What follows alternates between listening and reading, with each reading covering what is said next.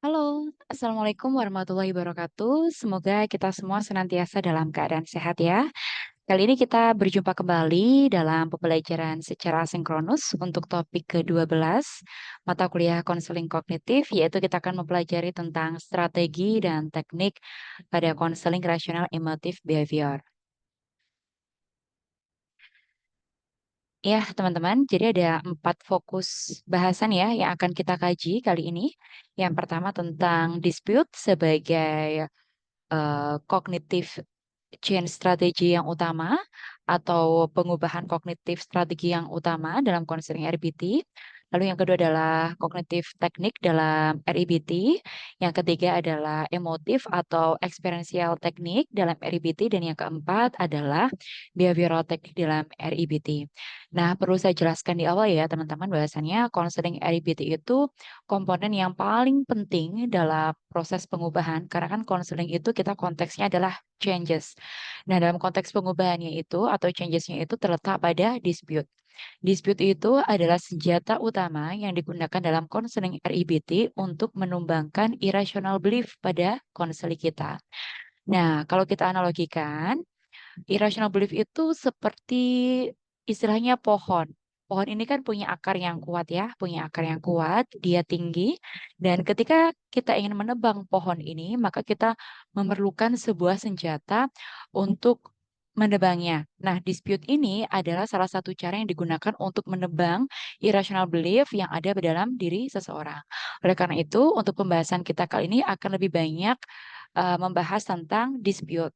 Bagaimana dispute, kenapa dispute masuk ke dalam komponen kognitif, bagaimana cara mendesainnya, bagaimana prosedur pembuatannya, lalu apa saja faktor-faktor yang mempengaruhi keberhasilan dispute. Nah, seperti itu. Dan sisanya, kita akan membahas tentang teknik-teknik yang digunakan dalam counseling REBT. Kalau teman-teman ingat, di Ellis ya, beliau menyatakan bahwasanya dia menggabungkan teknik-teknik yang ada pada pendekatan konseling kognitif, di konseling behavior, dan juga di sini ditambahkan konseling yang konteksnya pada emosi. Nah, teknik-teknik itulah yang kemudian digabungkan dan dapat digunakan dalam konseling REBT. Oke, kita lanjutkan ke pembahasan tentang dispute terlebih dahulu ya, teman-teman. Nah, di sini saya sengaja menulisnya dengan dispute as the main cognitive change strategies in REBT. Nah, dispute ini dapat pula dikatakan sebagai salah satu strategi secara kognitif pada proses pengubahan di konseling REBT. Kenapa ada kata change? Sekali lagi, konseling itu kan konteksnya kita merubah ya. Di sini merubah irrational belief menjadi rational belief kalau dalam konteks REBT. Nah, dispute termasuk dalam, komponen utama kognitif strategi, karena memang yang didispute itu adalah kognitif kita, pikiran kita, yang sifatnya irasional. Nah, itulah yang kemudian mengapa dispute ini dikatakan sebagai the main cognitive change strategy dalam counseling REBT. Nah, lalu kita coba pahami dulu sebenarnya apa sih yang disebut dengan dispute. Jadi dispute itu merupakan pendekatan yang secara aktif yang digunakan untuk membantu konseli kita dalam mengevaluasi sebenarnya bagaimana sih kegunaan dari belief sistemnya mereka. Kalau memang dirasa belief sistemnya mereka itu menghasilkan konsekuensi berupa emosi yang tidak sehat dan juga perilaku yang maladaptif, itu dapat dikatakan berarti belief sistemnya mereka sifatnya irasional. Nah, dispute ini tujuannya adalah untuk menguji kembali, mengevaluasi kembali dari belief system-nya mereka apakah irasional atau rasional. Ketika ditemukan dan diidentifikasi irasional, maka dispute ini akan berguna untuk mengetahui dari tingkat irasionalitas belief system itu bagaimana hasil dari konsekuensi perilaku ataupun emosi. Dengan demikian, konselor itu akan lebih sadar bahwasannya, oh ya, ternyata selama ini aku punya irrational belief yang dibuktikan dengan emosiku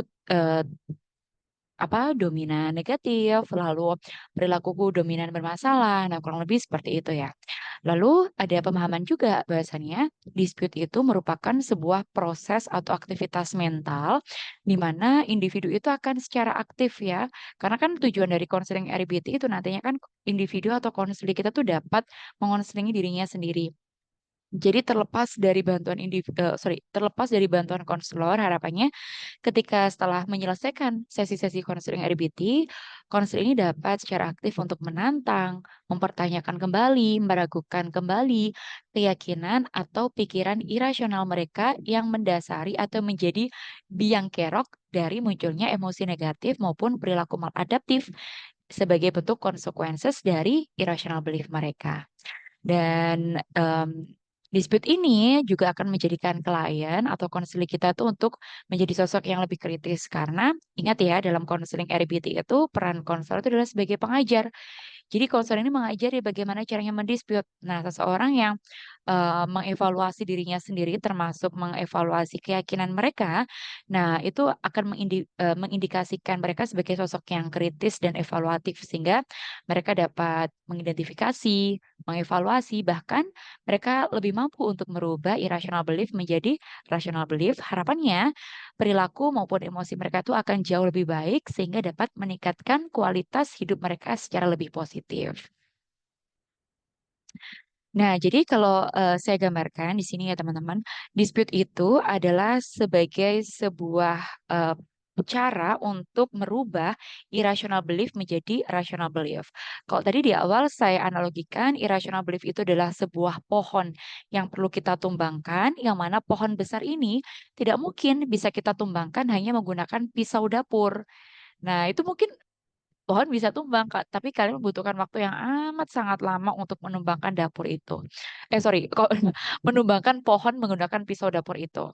Nah, beda halnya ketika kalian menggunakan senjata yang benar-benar dipersiapkan dengan baik, maka pohon ini akan dapat tumbang dengan lebih cepat dan lebih efisien. Sama halnya juga dengan dispute, kita perlu mempersiapkan sebagai senjata kita untuk konselor RIBT. Dengan demikian dapat disimpulkan bahwa dispute itu digunakan untuk menumbangkan irrational belief. Apa itu irrational belief? Irrational belief adalah pikiran-pikiran irasional atau tidak logis yang dapat dimaknai sebagai pikiran yang kaku, dogmatis, atau dogmatis itu seperti tidak bisa digenggugat, sifatnya tuh sangat absolut kayak gitu ya. Sulit didukung oleh realitas sosial, artinya sulit diterima oleh orang-orang di sekitar atau realitas sosial ya. Dan pada umumnya juga sulit untuk mencapai tujuan, dalam artinya juga, sulit untuk, menjadikan seseorang untuk mencapai tingkat kualitas hidup yang lebih baik. Dan hal-hal semacam itulah yang kemudian perlu kita dispute agar seseorang atau konflik kita itu memiliki rational belief yang sifatnya itu lebih, fleksibel, adaptif, lalu juga dapat membantu meraih tujuan, dapat meningkatkan kualitas hidup, plus dapat secara konsisten diterima oleh konteks realitas sosial di kehidupan si konseling kita.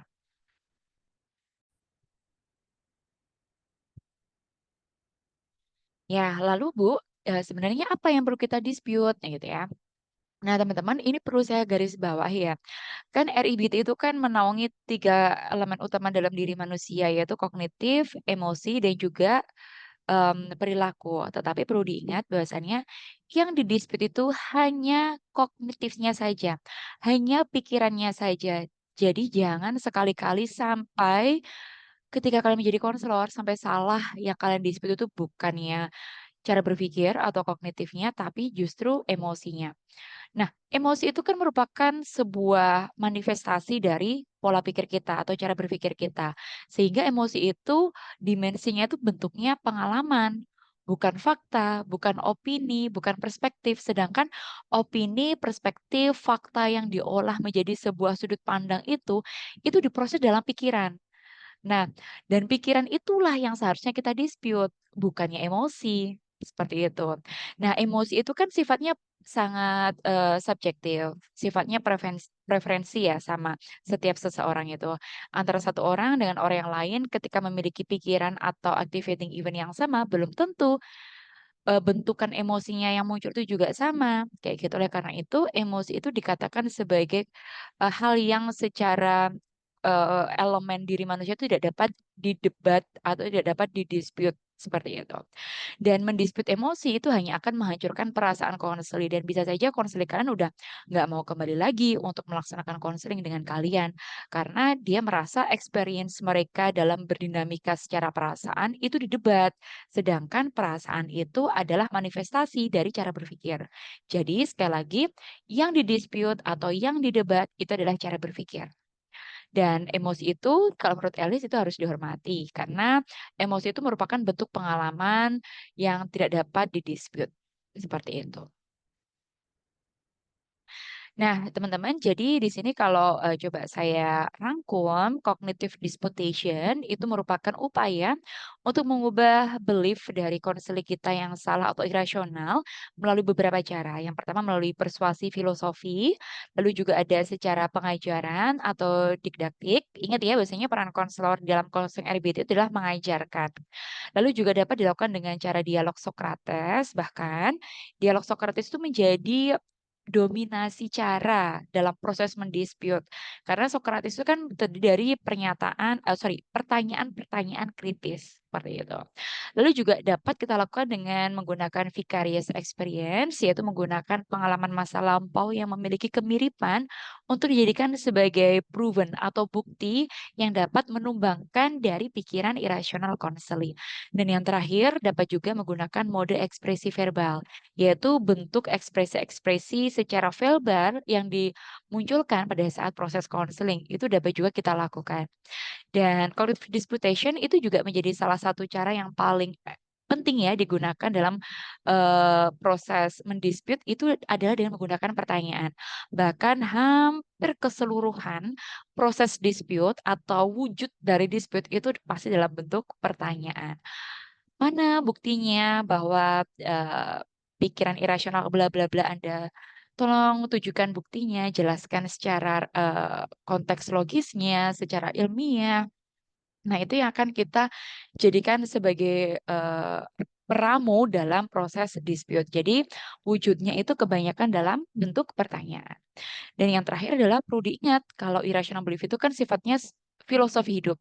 Kalau kita gambarkan ya, kemarin saya gambarkan seperti sebuah gunung, di mana gunung ini terdiri dari beberapa elemen seperti air, pasir, dan juga tanah. Sama halnya juga gunung ini kita ibaratkan sebagai belief system atau irrational belief. Nah, irrational belief ini adalah gunungnya, sedangkan air, kerikil, batu, dan tanah itu adalah pikiran-pikiran yang muncul secara terus-menerus dari suatu activating event yang bermunculan terus-menerus juga. Nah, oleh karena itu untuk, menumbangkan sebuah gunung yang benar-benar berdiri kokoh ini tidak mungkin kita hanya menggunakan satu kali upaya atau satu kali dispute. Kita perlu melakukannya dengan beberapa kali. Oleh karena itu dalam konseling RBT, dispute itu dilakukan secara berulang-ulang.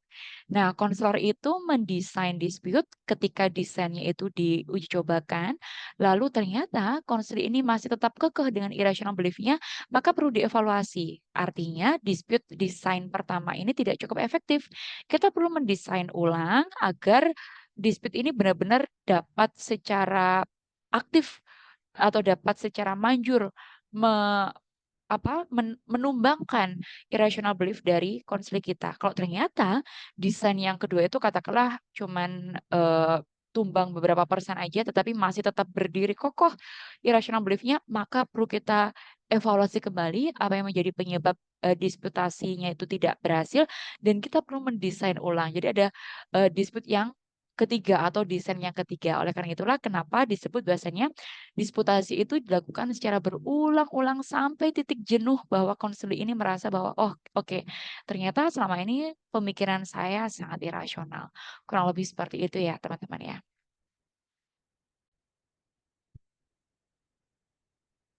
Nah, teman-teman, tadi kan saya menyampaikan tentang bagaimana caranya mendesain dispute ya, agar kita tuh sebenarnya juga ingin loh dalam konseling itu sifatnya efektif, efisien, di mana kita bisa membuat suatu desain dispute yang benar-benar dapat langsung secara ampuh menumbangkan irrational belief. Jadi di sini Alice, menyarankan atau merekomendasikan 9 langkah proses mendesain dispute.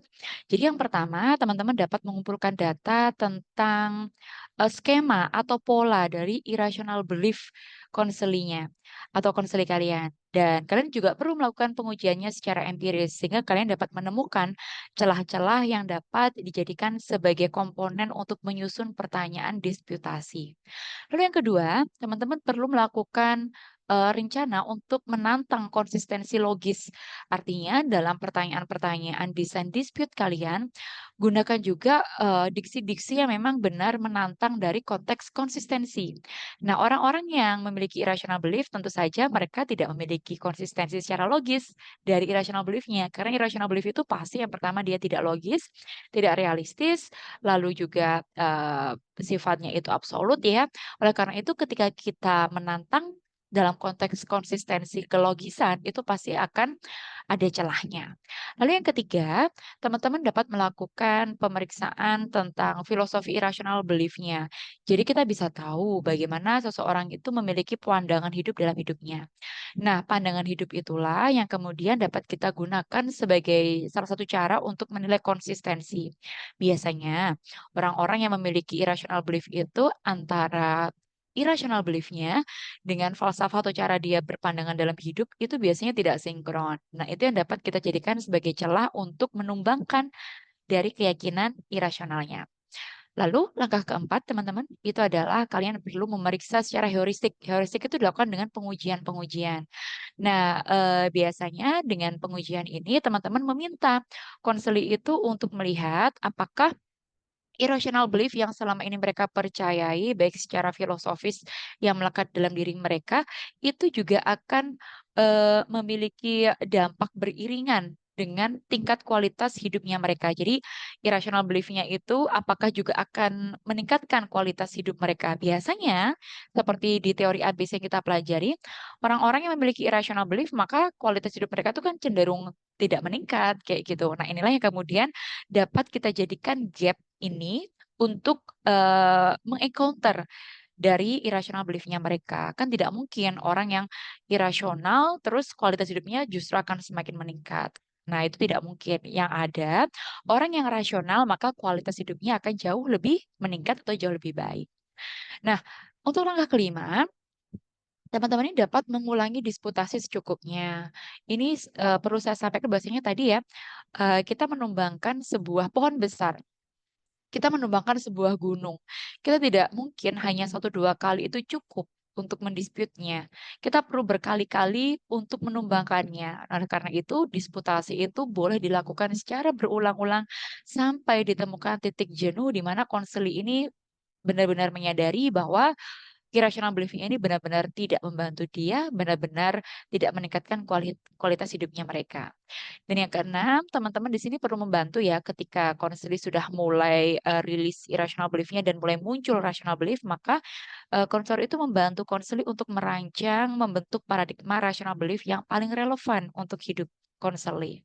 Dan yang ketujuh, melakukan peninjauan bukti empiris apakah rational belief yang dirancang ini sudah sesuai dengan karakteristik individu, apakah sudah sesuai dengan tujuan dari konseli kita, seperti itu. Dan yang kedelapan adalah membuat prediksi tentang paradigma rasional belief yang baru. Apakah sudah didukung dengan konteks ilmiah, secara empiris, dapat dijelaskan juga secara rasional, seperti itu. Dan yang terakhir, menilai fungsi dari rational belief yang sudah dirancang tadi. Apakah dengan rational belief ini dapat meningkatkan kualitas hidup dari konseli. Ingat, bahwasanya kualitas hiduplah yang kemudian dikejar sebagai tujuan akhir dalam konteks konseling setiap konseling kita. Nah, setelah kita mempelajari tentang bagaimana caranya mendesain, ini ada beberapa faktor yang perlu kita jadikan sebagai bentuk reminder ya, sebagai konselor RIBT, bahwasanya dalam mendesain dispute, ada 4 faktor yang dapat mempengaruhi keberhasilan dari dispute kita. Yang pertama adalah kebutuhan, preferensi, dan gaya belajar konseling. Kita juga harus memahami ya, bahwasanya konseling itu dia sifatnya sangat subjektif. Kita juga harus ingat bahwasanya setiap individu itu sangat unik, yang memiliki karakteristik yang berbeda satu dengan yang lainnya. Otomatis kebutuhan, preferensi pandangan hidup mereka, dan juga gaya belajarnya itu juga berbeda-beda. Lalu yang kedua, kita juga harus ingat bahwasanya setiap konseli itu memiliki pengalaman, keterampilan kognitif, dan tingkat pemahaman tertentu. Konseli-konseli yang memiliki tingkat keterampilan kognitif yang bagus sekali, biasanya kita akan dihadapkan pada dua pilihan. Apakah dia akan terampil untuk menentang dispute kita karena saking terampilnya dalam kognitifnya mereka, ataukah mereka juga akan secara kooperatif sekali untuk dapat kita ajak konsolidasi, negosiasi, diskusi juga tentang irrational belief mereka yang perlu kita anulir seperti itu. Dan faktor yang ketiga, itu ada konteks kehidupan dan lingkungan konseli. Kita juga harus ingat, konseli itu kan hidup bersama orang tuanya, bersama teman-temannya, bersama significant other lainnya, yang mana significant other itulah yang bisa berkemungkinan untuk memberikan pengaruh terhadap justru semakin menguatkan irrational belief-nya dibandingkan rational belief-nya. Itu juga harus kita pertimbangkan. Dan yang terakhir adalah keterlibatan dan motivasi konselor atau klien. Konselor yang memiliki motivasi yang tinggi untuk berubah, benar-benar merasakan konsekuensi yang sangat buruk terhadap irrational belief-nya, maka dia akan cenderung lebih mudah untuk didispute daripada konselor yang dia memang sangat kaku sekali irrational belief-nya sehingga kita perlu untuk meningkatkan motivasinya dan perlu kita perkuat kembali desain dispute kita. Oke, teman-teman. Untuk dispute sendiri, kita dapat melakukannya dengan beberapa jenis. Ada functional dispute, ada empirical dispute, ada logical dispute, dan philosophical dispute. Nah, teman-teman bisa pause video ini dan bisa untuk membaca. Nah, tetapi kali ini saya hanya akan menjelaskan, meng-highlight bagaimana keyword dari masing-masing jenis dispute ini. Nah, kalau untuk functional dispute biasanya digunakan untuk mempertanyakan kembali, mengevaluasi kembali dengan menekankan kepada konteks efektivitas dari irasional yang dimiliki oleh si konselor kita. Sedangkan empirical dispute biasanya konselor itu akan mempertanyakan fakta atau bukti yang mendukung dari irrational belief konselor kita. Sedangkan kalau logical dispute, biasanya logical dispute ini akan meminta penjelasan secara logis, penjelasan secara ilmiah, atau alasan secara rasional dari irrational belief dari konseling kita. Sedangkan kalau philosophical dispute biasanya digunakan untuk konteks refleksi. Jadi, kita akan meminta konselor itu untuk merefleksikan apakah irrational belief-nya itu sesuai dengan pandangan hidup dia, apakah sesuai dengan, nilai-nilai di kehidupannya dia, dan biasanya akan kita encounter atau akan kita bandingkan dengan kualitas hidup dari konselor. Nah, itu biasanya akan kita temukan gap-nya. Gap itulah yang kemudian akan kita jadikan sebagai alat untuk me-encounter dari irrational belief konselor.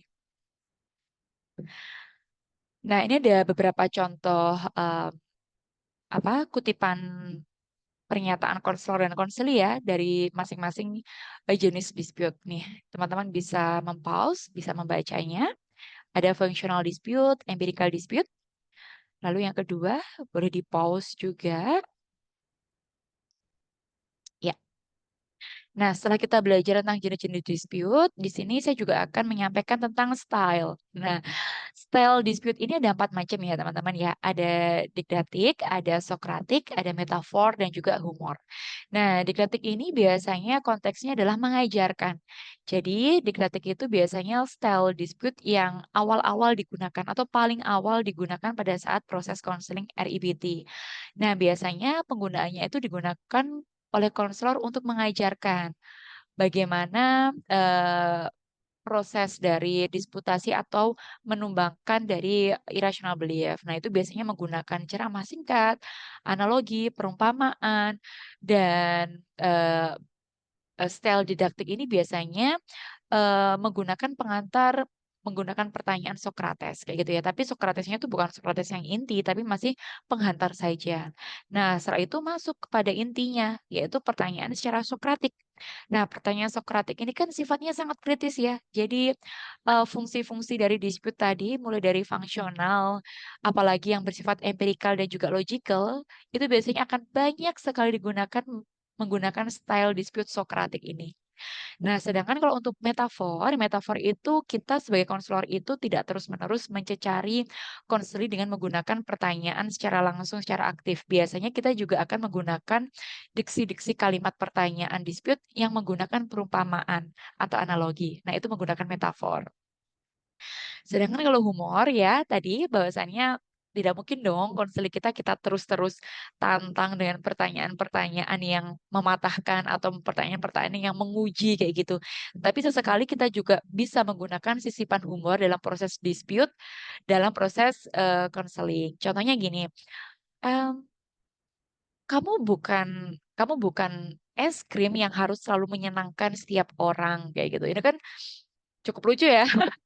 Kita menganalogikan sebagai sebuah ice cream, yang mana ice cream itu kan ibaratnya dia makanan yang selalu membuat orang happy kayak gitu ya. Sedangkan si konsul ini memiliki irrational belief bahwasanya dia harus menjadi sosok yang selalu diterima oleh orang lain, maka dia harus menjadi sosok yang menyenangkan. Dia menetapkan ekspektasi demandingness terhadap dirinya sendiri. Nah, itulah konteks humor, kita menyairkan suasana sekaligus untuk mengajarkan konsep tentang irrational belief-nya itu terhadap konseling kita.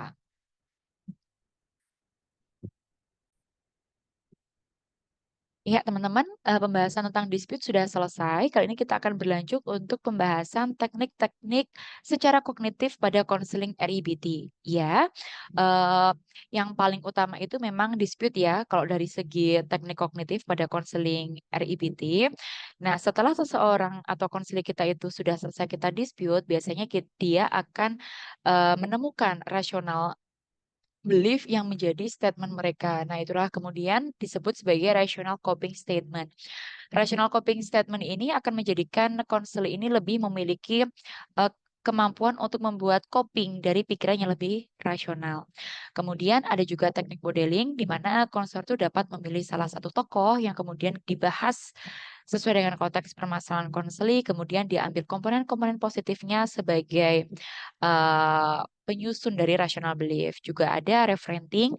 Referenting itu lebih kepada referensi ya, mencari semacam sumber-sumber atau em, kalau di sini saya lihat referenting itu kita melihat bagaimana proses konseling ini menghasilkan cost beneficial dalam artian konseling ini diajak untuk melihat keuntungan dan kerugian dari pikiran irasionalnya dan rencana dari konteks rasional beliefnya.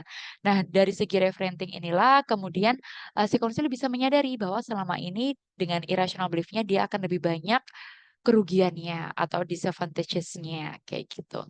Juga ada cognitive homework biasanya berupa self help, juga ada lagi biblioterapi atau psychoeducational assignment biasanya menggunakan bacaan atau menggunakan rekaman video, menggunakan eh, bahan-bahan yang bersifat biblio untuk membantu konseling ini lebih memahami kembali tentang dimensi rasional belief yang seharusnya mereka buat dalam hidup mereka agar lebih memberikan kualitas hidup yang lebih baik. Lalu juga ada proselytizing.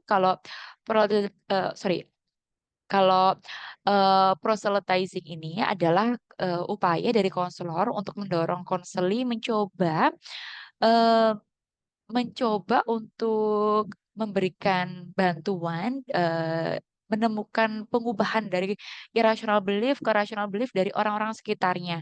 Nah, ketika dia membantu seseorang untuk menemukan atau mengubah irrational belief menjadi rational belief, dalam artian dia juga berlatih mendispute masalah orang, maka dia akan lebih terampil lagi untuk mendispute masalahnya sendiri. Nah, proselytizing ini gunanya seperti itu, melibatkan orang lain sebagai bahan untuk latihan.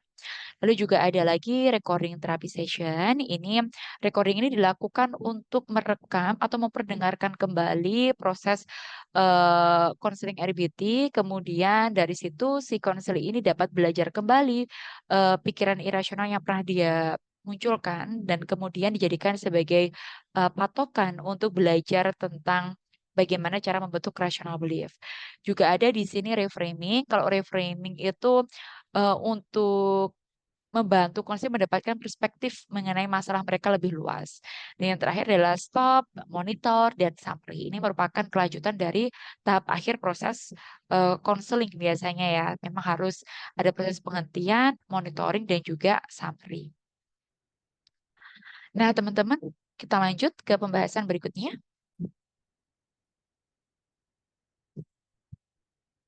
Nah, pembahasan berikutnya terkait dengan teknik-teknik emotif pada konseling RBT.